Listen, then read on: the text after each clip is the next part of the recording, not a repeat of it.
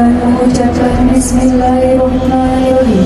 Apel gelar pasukan Operasi Patuh Selawah tahun 2022 hari Senin tanggal 13 Juni 2022 di Mapolres Aceh Timur dimulai.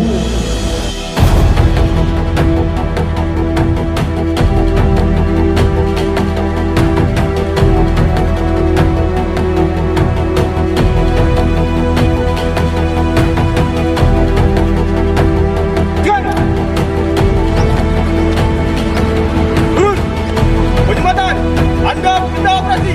Siap.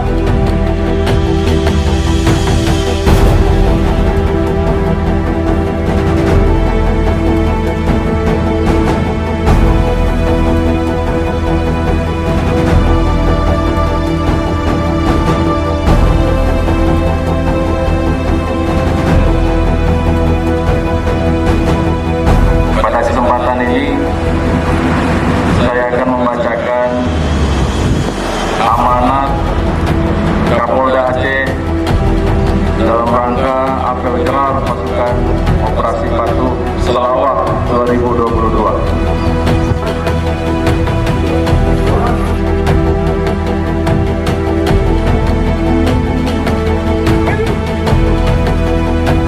Banda Aceh 13 Juni 2022. Apel gelar pasukan telah dilaksanakan. Lawan selesai. Terima kasih warga. Makan.